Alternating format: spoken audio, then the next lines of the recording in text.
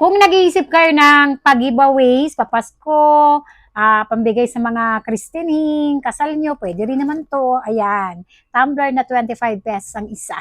Actually, ito ay para sa Pasko. Siyempre, di mo maiwasan, may mga bata, ang dami talaga na batang namamasko, di ba? Dati, ang binibigay ko pera, 40 pesos. Kapag maraming bata na yon, ang laki nun ng te.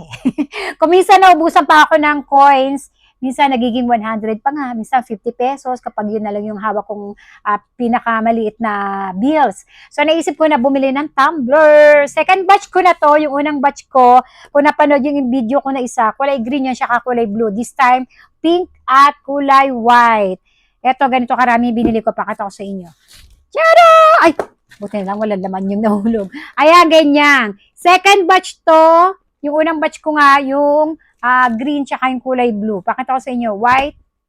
Ito yung white. Ganito yung loob niyan. Di ba? Ito yung pinakatakip niyan. Meron din siyang holder. Ayan o. Pwede bitbitin ng bata dito. Ito yung pink. Kinuha ko yung lahat ng kulay nila. 4 na kulay sila. 5 yan, Daisy. 4 na kulay sila.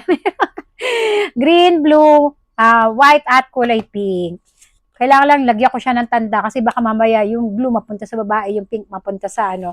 Dapat kasi lalahatin ko ng kulay white para hindi na ako magkamali. Pero naisip ko na gusto ko iba-ibang kulay para mamaya isang group yung pumunta sa akin. Pare-pare sila pag binuksan nila. Gusto ko magkakaiba-iba sila na kulay. At maganda rito, meron siyang box. So yung box, lalagay mo na lang dyan. Bumili na rin ako ng pambalot. Inaantay ko na dumating para ibabalot ko na lang siya ng ibabalot. Di ba? Ibabalot na lang. Maganda rin to kapag ano, yung mga pag-giveaways mo sa mga birthday. Maganda to. Sarado na natin kasi itatago ko na. Para antayin ko naman yung isa pang batch. Kasi meron pa, kala makabuo ako ng ano, ng 100 piraso. Kung may sumobra, magagamit pa naman yun sa susunod na taon, kaya okay lang.